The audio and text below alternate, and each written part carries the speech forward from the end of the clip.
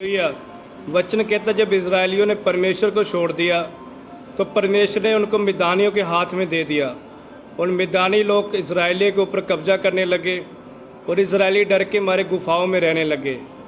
और जब उनके ऊपर कष्ट ज़्यादा हो गया तो इजरायलियों ने यहोवा की दुहाई दी, परमेश्वर की दुहाई दी, तो परमेश्वर ने अपने दूत को गिदोन के पास भेजा।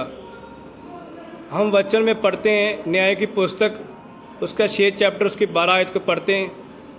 उसको यहोवा के दूत ने दर्शन देकर कहा, हे सूरवीर सुरमा, यहोवा तेरे संग है। हालेलुया।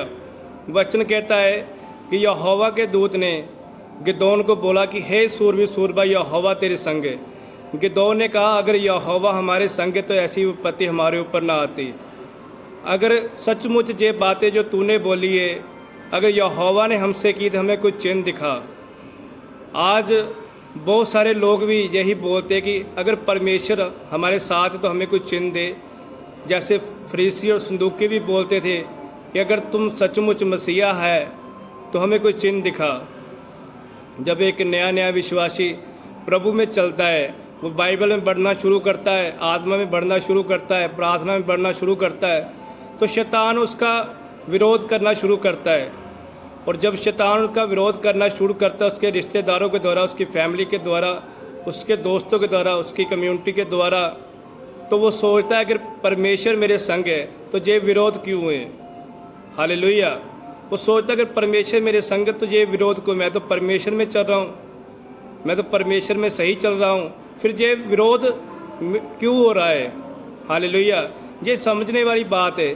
बहुत सारे नए विश्वासी जब उनका विरोध होता है तो वो बैक स्लाइड हो जाते हैं, प्रभु को छोड़ देते हैं। जबकि हम वचन को अगर ध्यान से पढ़े तो शैतान जब हमारा विरोध करता है तो वो विरोध हमें आगे लेके जाता है। शैतान विरोध करता है कि हम प्रभु में आगे ना बढ़े और वहीं के वहीं रुक जाए और बैक स्लाइड हो जाए और जैसा पहले चलते थे वैसे ही चले। तो इस चीज़ का ध्यान रखना है।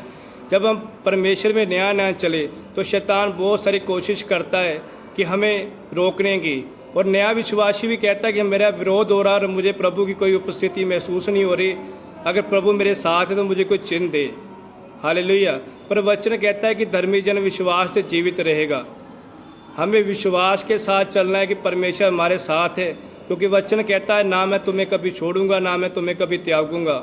और वचन ये भी कहता है विश्वास से धर्मी जन जीवित रहेगा।